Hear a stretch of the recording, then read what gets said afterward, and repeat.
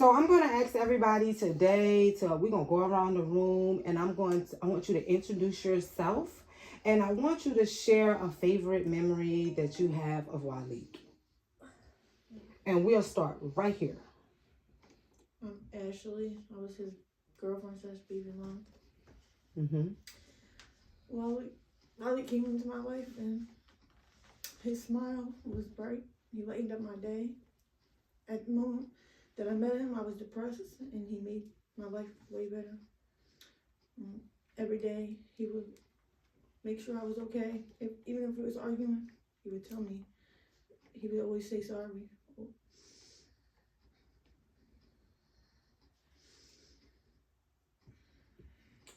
What does this fight for justice for Waleek mean to you? It means a lot. He was very special. He had a special place in my heart. We had a good bond. I was trying.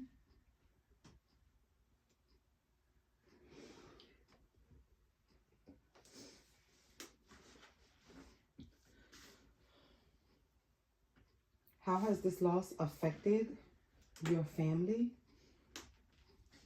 emotionally and spiritually?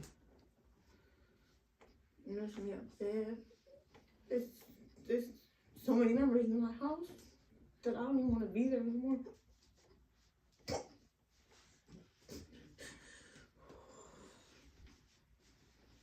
I'm at the moment right now that I'm trying to get an emergency move because there's too many memories. Javon, let me ask you a question. What keeps you going during this time of grief, advocating for justice? What keep me going is knowing that,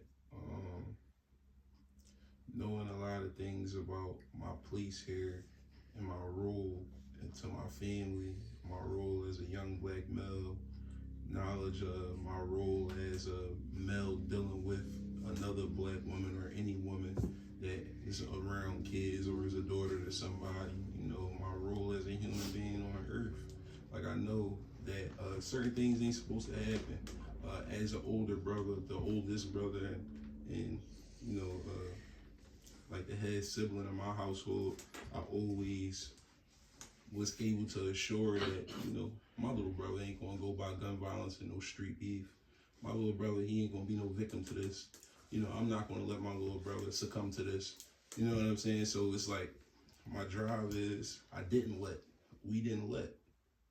You know, the failures that they're gonna try to ostracize us with, and the failures that maybe can be halfway perceived through anything that people choose to critique. I know that we ain't had no internet. You know, everything that we instill as a family is the reason why we love so much, and the reason why we gonna emphasize the love that he got and the backing that he got, and it mean that much to me. All those things, it's a hell of a duty that I'm gonna always feel, because I always felt it. Him being my little brother, my first sibling, I always felt it, and it's gonna continue that way. I know I lost him. I know I'm not gonna be able to serve him per se, personally, physically, but I'm gonna serve him and serve my role to him forever and ever and ever. Same thing I do for the rest of my siblings. And we are black, and we still do have black kids that gotta go through school, gotta deal with authority, and have to know how to hold themselves and move, and, you know, move accordingly to anything they dealing with them authorities that's around that got the power, that can have a license to kill. Jennifer, let me ask you a question. As Waleek's mother, what does justice look like for you as his mom and the leader of your family moving forward, that's going to ignite you to continue to fight for justice for Wyleek?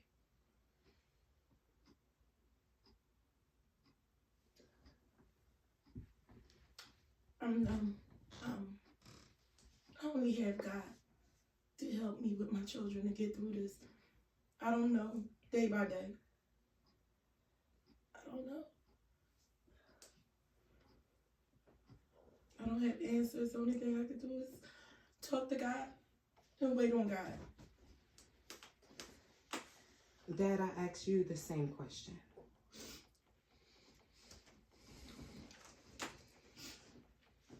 It's a major loss. I don't think I will ever get over this.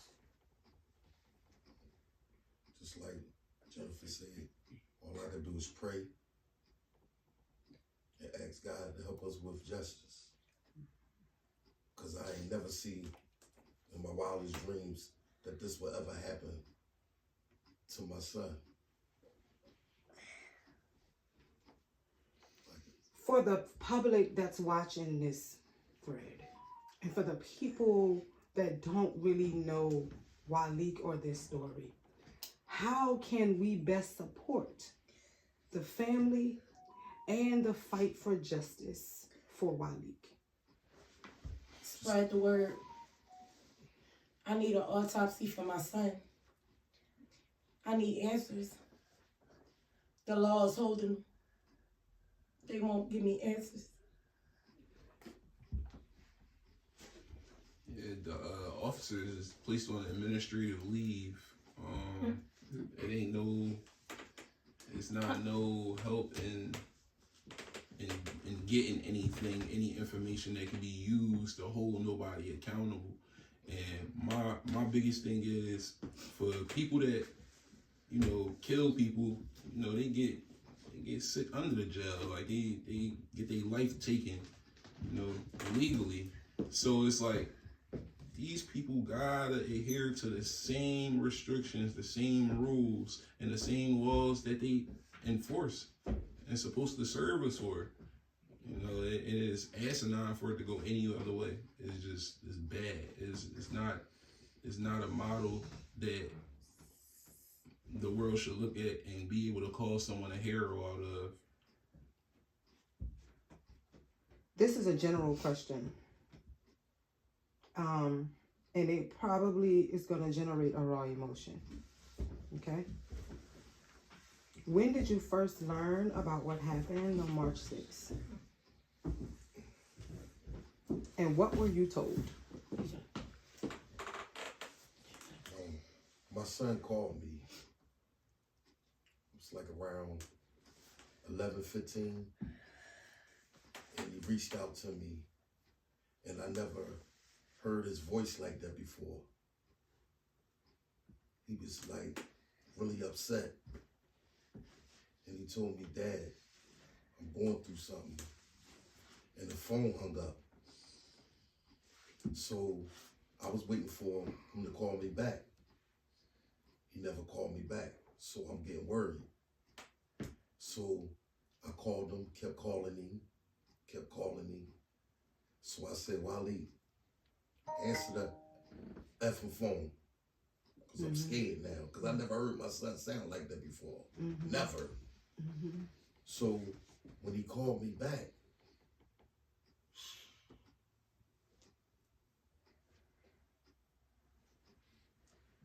give me chills.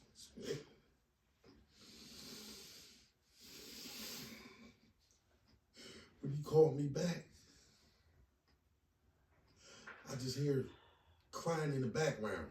So I'm like, "Waleek, answer the phone." All I see is the ceiling. He FaceTimed me. So I said, "Answer the phone, Waleek. Answer the phone. What's going on?" I'm hearing a female crying in the background. But I don't hear like somebody doing something to this female.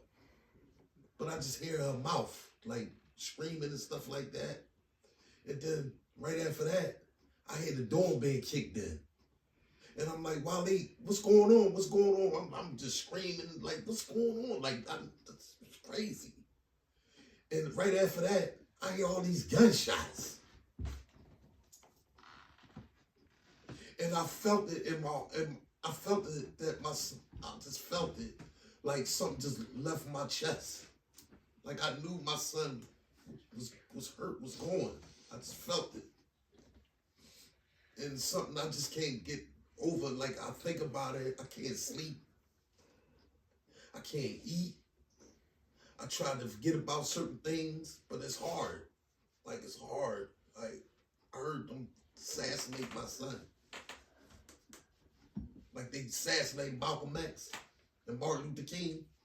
That's how I felt. They assassinated my son. And I know he was scared. And I felt like I couldn't help him. I couldn't even help my son.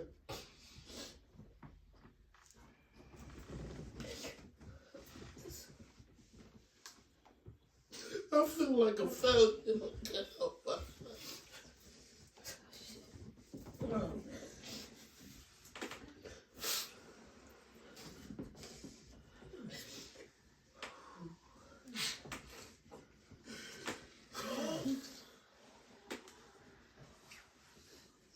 Have officials provided any additional updates or body cam footage to the family? No, we had a meeting with the district attorney, and basically he was telling us we had the body cam. Taking control of the investigation because that's better for you.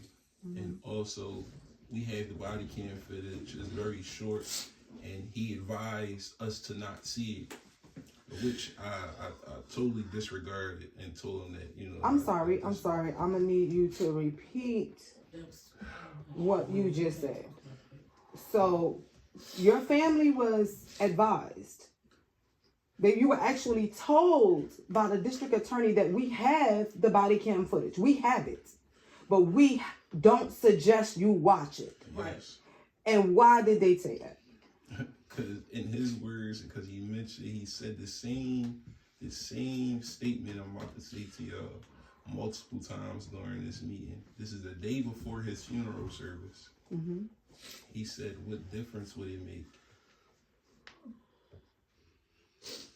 So a lot of the questions that you might, and a lot of people might have, that the normal human being, not a moral duty that you would have, he respond and get into an attitude match, and look, that's not my job, or look, I don't handle that part. But this is the person that's telling us they're overseeing an investigation and telling us that he's investigating and he's seeing this and he's seeing that. To your knowledge,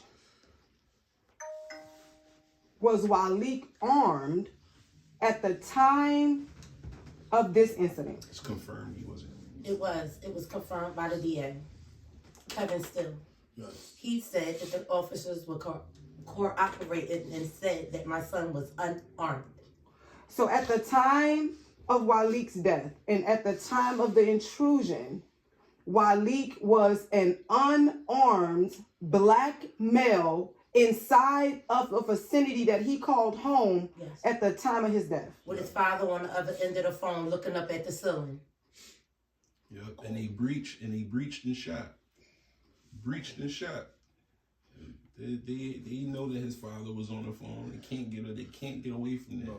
There has been no statement to clear that, to support it, to confirm it, or nothing. Yes. The young lady that my son was dealing with, was supposed to be dealing with, to let all this happen as far as I'm concerned. She sent me pictures of all these gunshots in the house. Not one gunshot, multiple gunshots all around her house, in her bathroom. They her drug walls. her son body. I seen the blood, how drags through her house on her carpet, all against the walls. I have the picture all in my phone, all of them. I have her walking through her home after all of this happened. Wait. Showing me the video, showing us what happened. At an active crime scene? Yes. We have someone Yes. walking Yes. around at an This active is- crime scene? This is why While we can't get his he was body. on the phone with Rachel, that's her name, and he was talking to her at the time, and she was walking him through on his cell phone, her house. Okay, share with us your knowledge of the events on March 6th that ended with Wyleek's death. On the 6th, I was at work. I had got the phone call from my mom saying that something happened to my little brother. Mm-hmm. I rushed home immediately. Once I got home, I had kept calling his phone. I kept calling him. She picks up the phone, responds. We're speaking, when you say she, we're talking about the female he was with. Okay. She picks up the phone. When she picks up the phone, she's whispering, saying like she can't talk, she under investigation and stuff like that. And I kind of say like, I don't give a F about you. Where's my little brother at? And she's like, she just kept saying he gone, he gone, he gone. And I hung up, and I just started going through his whole following list, kept calling, contacting people. I got in contact with her. She sent me the girl phone number and picture of what she looked like, and that's how I got in contact with her. And from there, I called. She FaceTimed me, showing me the whole house. She was walking through the whole house, showing where he got shot at, showing like how she covered up like the puddle of blood and stuff like that, and they dragged through the whole house.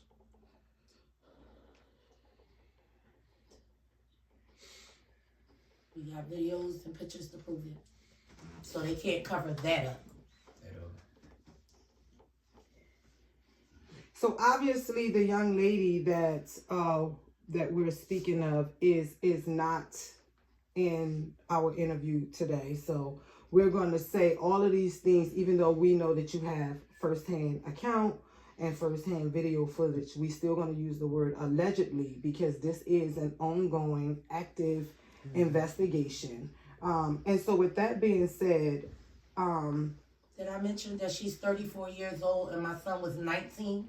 No, you didn't mention that. Yes.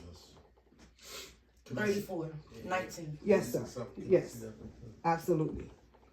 A week before this happened, I called my son and I invited him over to my house to watch Javante Davis and boxing match.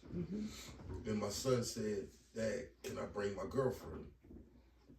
So I said, "Yeah, you can bring her." And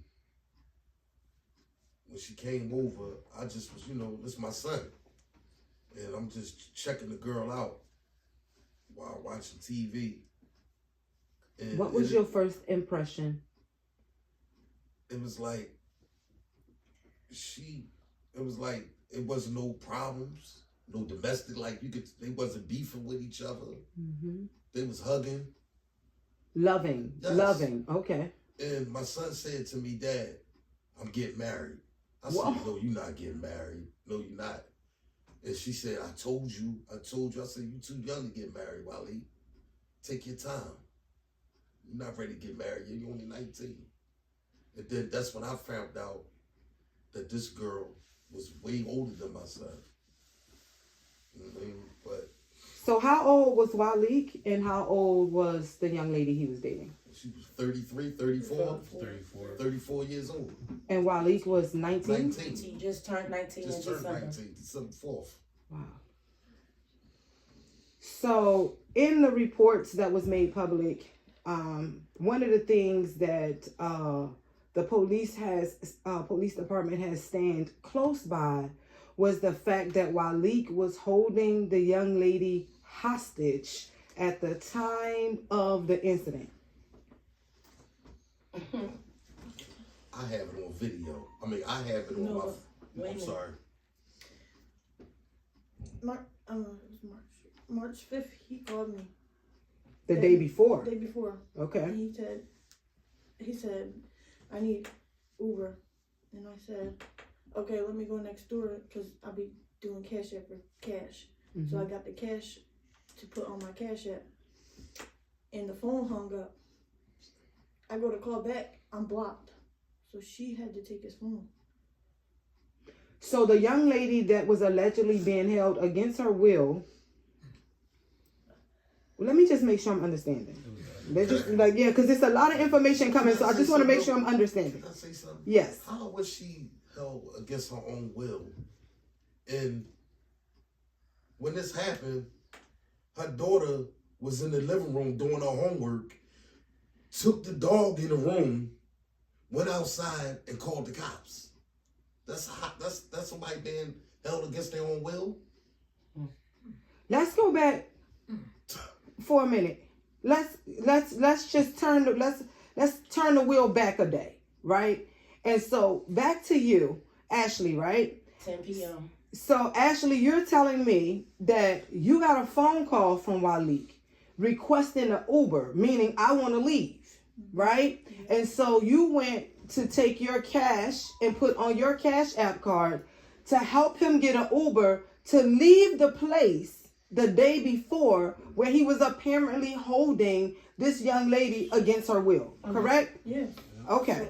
Basically, what I'm saying is that she had to be holding him hostage because she took the phone from him and blocked me. When I called back, I got no response. But when I called at *67, it went through, but nobody answered. To Waleek's phone. Mm-hmm. And then the day of the incident, Dad, you're saying Wyleek called you. Yes, yes. So again, Wyleek is reaching out. This is the second time that he's trying to leave a place where he's been accused of being a perpetrator, an aggressor. And in fact, it sounds less like he was the aggressor and sounds more like Wyleek was in a situation where he felt was unsafe and that he wanted to exit. Yeah. Does everybody in the room agree with that? Yes, Yes. yes, yes, yes, yes. So obviously this has merit because we have some officials that have gotten involved with this case. Would you like to tell us any type of organizations that are supporting the family right now? Like the NAACP, anything of that nature? Yes, Are you they was receiving there. support that way? Yes, I had pictures of him. He was talking to me, holding the post and everything, Okay. and whatever I was talking to him. So today you did have a press conference, right? And you were able to put some visual and some news media coverage to your fight for Wyleek. Yes.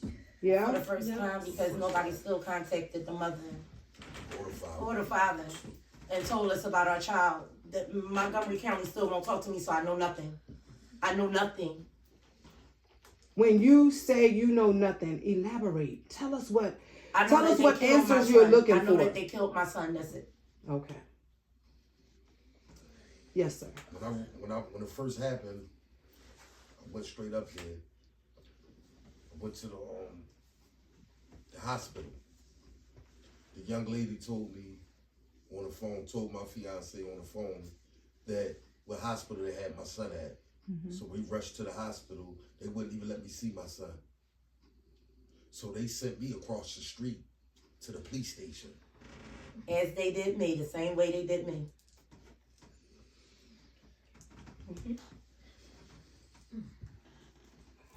And tell them what they said. Tell them what they said to you when you said, why am I over here and now my son is over there? The lady put her hand on her gun and said, "Ma'am, I'm gonna need you to step out." And I went out. They put me out of the police station. Yes. Your son Yes. is across the street and you don't know if he's dead or alive yet. Or even if they have the They right kicked person. me out from the hospital. You don't even know if it's him. Hoping you're Right. mistaken. Hoping it's not even Wyleek. You know what I'm saying? And so you go across, they send you across the street, no answers, nobody knows anything. You're not even sure if this is your son.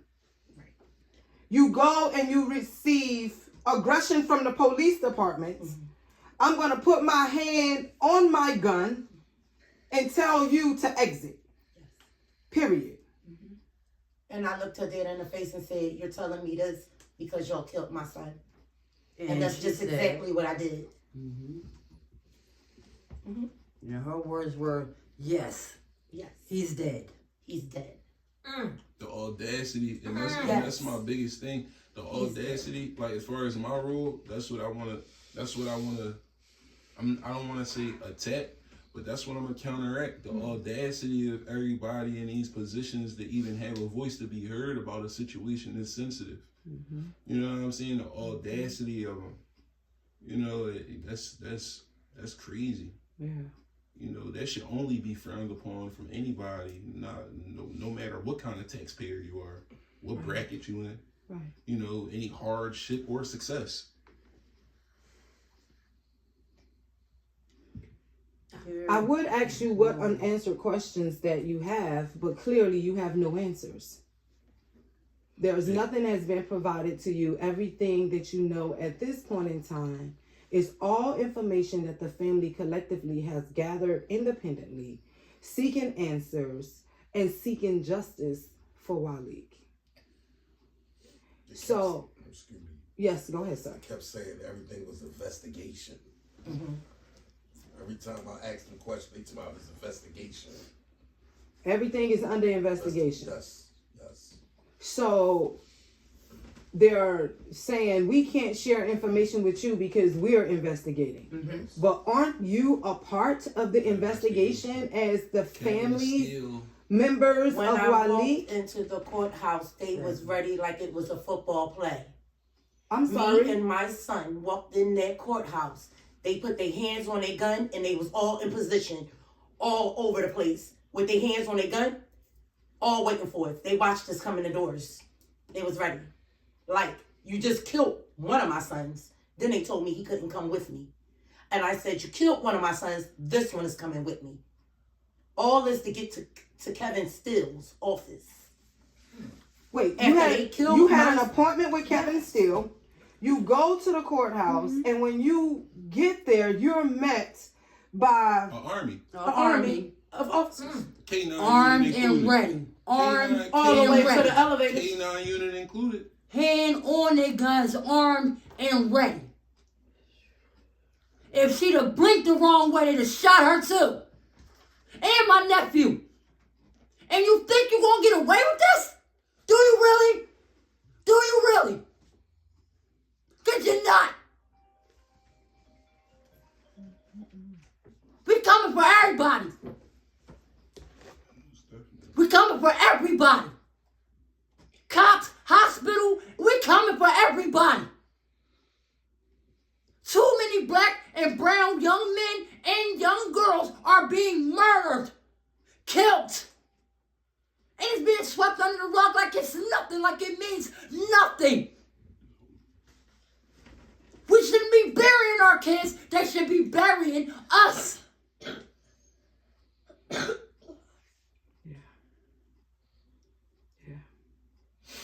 You're not going to get away with this. My family is broken. We are broken. Every day I turn on the news. I hate the news. I hate watching it. Because every single day, our kids are being gunned down by gun violence, police. It don't matter. It don't matter. It's like it's easy pickings out here. For any black and brown child out here. The odds are already against them from the time they open their eyes and they step their foot down on the floor. When they walk out the door, the odds are already against them. We gotta pray for our babies every single day. We gotta tell them we love them every second, not just every day, every single second, because we don't know if they're going to come back. We don't know if we're going to see them again. We can't even send them to the store without watching them go to the store, because we don't know if they're going to come back. I'm tired of this. I pray God it would never touch home. But it touched home. You killed the wrong kid. You killed the wrong kid. And we are angry. I know I'm angry. I can't stop being angry. I can't stop being angry. I gotta look at my sister. I gotta look at my sister every single day. And there's nothing I can do. There's nothing I can do. Because of what y'all did. And you have the audacity to get an attitude with us when all we want is information. We want to know why y'all did what y'all did. Y'all didn't even identify yourselves when y'all came through that door. It was no get down, lay down, it's the police. Y'all didn't say shit. All you heard was gunshots. Y'all brutally murdered my nephew. We coming for everybody. And I put that on everything I love. 10 toes down. We coming for everybody.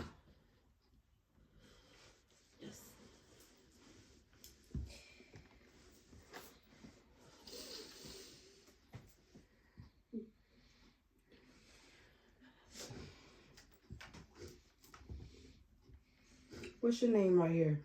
What's your name? I'm BJ. I'm Janaya, Waleek's younger sister. I'm the youngest of. You the baby of the family. How you want your brother to be remembered? I just want everybody to know that he was just a good big brother. He did stupid stuff, but it was like, it was just, he was lovable. He was everything to everybody. He was cherished.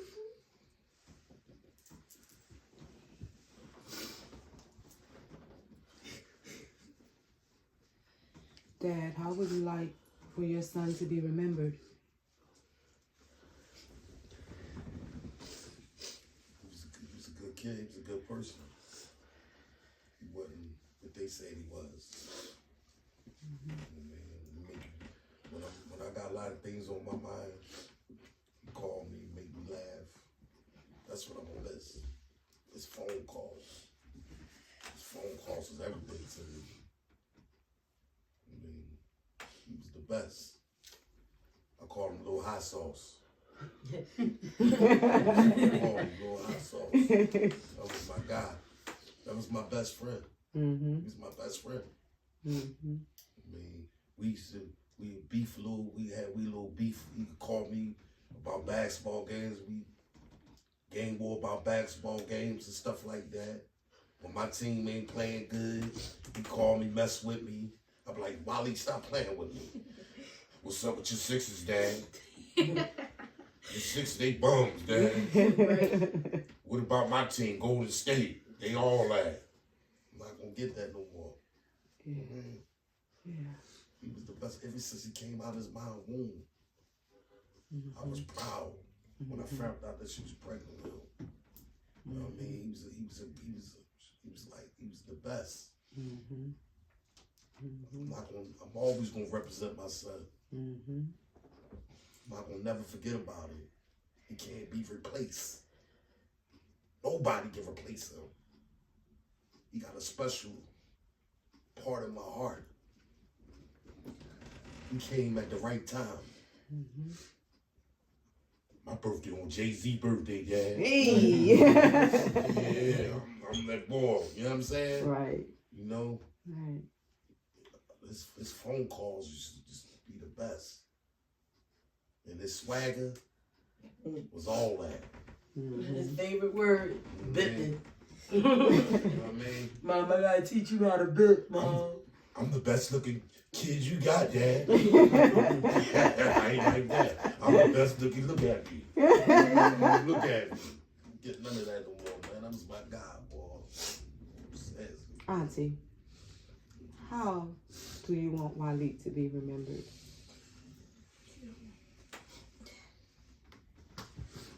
Well, I'm gonna tell you something. I want him to be remembered as a person, a loving person, a funny person. Wyleek was just all around about. You didn't know what you was gonna get. When I saw him on Thanksgiving, he kept on saying that Javon say he coming. If Javon say he coming, he coming. So he ate, right? He sat there, he went to sleep. He got back up, he ate again. But when he was there, he never, ever had this conversation with me, and it was real personal. He said, I'm going to talk to you. He said, I want to thank you for everything you ever did for me. And when he said it, I said, okay. You know, I ain't think none of it, all right? Because it was like he was just thanking me. Mm-hmm. I didn't know why. But he stepped back in the kitchen and said, the cops should lock you up. I said, for what? He said, for cooking this food like this. And that was the macaroni and cheese I made for them. Mm-hmm. It's fair meal. He's just a lovable person. Yes. That's, you know, yeah. Yes. Ashley, how would you like for Wyleek to be remembered? You have a child for Wyleek. No? My child passed away on February 14th. Say it again. Our child passed away on February 14th. But So you feeling an extreme loss. How do you want him to be remembered? I want him to be remembered as a smart young man. Mm-hmm.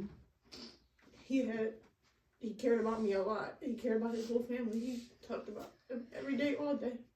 Mm-hmm. One day we was playing. I guess I scratched him too hard because we were playing around. He's like, I'm about to call my mom. He said, I'm gonna get my mom on you. I said, call her. He talking about. Yeah.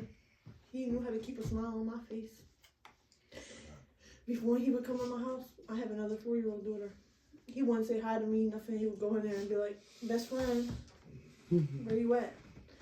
He would make sure he said hi to her before he said hi to me. He cared about my daughter a lot. As he might have cared about a lot of other females, kids. I was with him in his last 8 months. That's something. Yes, Dad. You know when I knew I had a bond with my son? When he used to come to my house, I used to feel him. And I go to the door, he come down the street. And I'm like, damn, it's my eye. You knew I was coming. You smelled me, didn't you, Dad? You smelled me, didn't you? I'm like, oh, man. You smelled me, didn't you? He said, how you smelled me? How you knew I was coming down the street? You smelled me, didn't you? I said, yeah, I smelled you, son. That was my guy, boy. I do. No, it's not. What you got, baby? My best moment's gonna be that when we came back together, he showed me that we had a bond no matter what. You feel me? Like even if we wasn't around each other, even when we grew up around each other, he showed me that I had a little brother. He felt when I went through something, what's wrong, bro? You want to talk to me about something? All the time. Like he was that shoulder to lean on and talk to. Like he said, in conversations on the phone will never be the same, you know, especially without him.